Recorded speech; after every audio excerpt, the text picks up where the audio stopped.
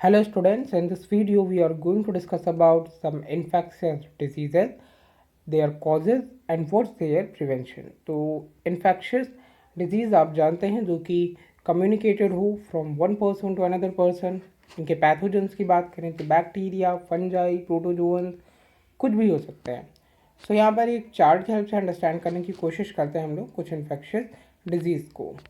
So here students, आपको first column में कुछ डिजीज़ दिख रही हैं like malaria, diarrhoea, cholera, typhoid and tuberculosis. And then इनके क्या पॉजिटिव ऑर्गेनिज्म हैं, इनका मोड ऑफ ट्रांसमिशन क्या है, कंट्रोल कैसे कर सकते हैं और प्रिवेंट कैसे कर सकते हैं, ये हम अंडरस्टैंड करने वाले हैं.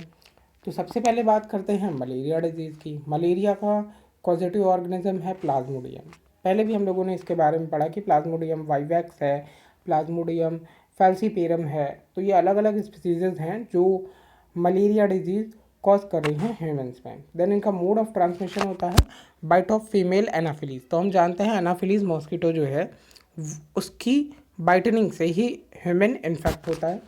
देन इन्हें कंट्रोल कैसे कर सकते हैं? क्विनिन से. स्टूडेंट्स, ये मोस्ट इंपॉर्टेंट पॉइंट है क्विनिन का, क्योंकि ये क्वेश्चन भी पूछा गया कि क्विनिन को हम किस प्लांट से एक्सट्रैक्ट करते हैं. क्विनिन एक केमिकल सब्सटेंस है, मेडिसिन है, जिसे कि हम सिंकोना प्लांट से एक्सट्रैक्ट करते हैं और मलेरिया की मेडिसिन का फॉर्मेशन करते हैं. तो आपको ये याद रखना है कि क्विनिन मलेरिया की मेडिसिन है और इसे हम सिंकोना प्लांट से टेक कर रहे हैं.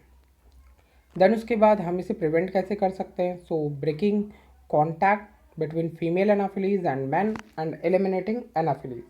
तो आप जहाँ पर भी वाटर बॉडीज़ हैं या फिर ऐसी जगह जहाँ पर पानी इकट्ठा हो जाता है, ठीक है, वहाँ पर ये अपने एक्स को ले करते हैं. तो आपको उन जगह को इरेडिकेट करना होगा. साथ में दूसरी चीज़ें, आप फुल स्लीव्स की शर्ट पहने जैसा एडवर्टाइजमेंट में हम देखते हैं. और साथ में ये भी बोला जाता है कि आप मॉस्किटो नेट का यूज़ करिए, ठीक है. तो ये चीज़ें प्रिवेंट करेंगी. सेकेंड वन देखते हैं, डायरिया की बात करते हैं. डायरिया का पॉजिटिव ऑर्गेनिज्म प्रोटोजोअन्स, बैक्टीरिया या वायरसेस भी हो सकते हैं और इनका मोड ऑफ ट्रांसमिशन होता है कंटामिनेटेड फूड एंड वाटर. और इसे हम लोग कंट्रोल कर सकते हैं ORS और साल्ट शुगर सॉल्यूशंस की हेल्प से या एंटीबायोटिक्स की हेल्प से भी, ठीक है. मेडिसिन ले सकते हैं हम लोग. ORS का फुल फॉर्म आप जानते हैं, ओरल रिहाइड्रेशन सोल्यूशन होता है, जनरली हमारे घरों में यूज़ भी होता है, ठीक है. इसे प्रिवेंट कैसे कर सकते हैं? सो प्रॉपर सैनिटेशन से, पर्सनल हाइजीन से हम इसे प्रिवेंट कर सकते हैं. नेक्स्ट वन है यहाँ पर, अगली डिजीज़ की बात करें तो वो हो जाएगी कॉलेरा. कॉलेरा में इसका पॉजिटिव ऑर्गेनिज्म है विब्रियो कॉलेरी, ठीक है, जो कि एक बैक्टीरिया होती है. देन इनका मोड ऑफ ट्रांसमिशन क्या हो जाएगा? कंटामिनेटेड फूड एंड वाटर हो जाएगा.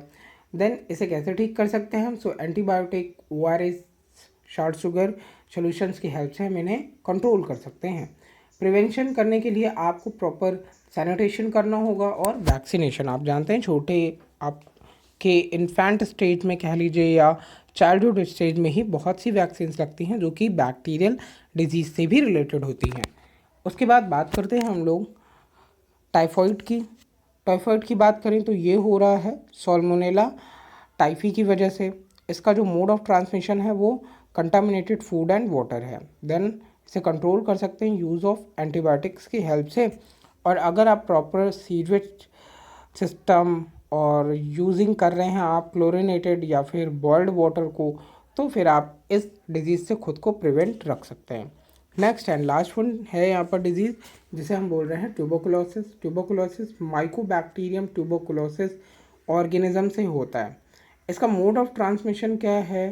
कफ हो सकता है, स्नीज हो सकता है, ड्रॉपलेट्स हो सकते हैं, स्नीज ड्रॉपलेट्स, और कंटामिनेटेड मिल्क भी हो सकता है जिसकी वजह से ट्यूबरकुलोसिस की प्रॉब्लम कॉज होती है.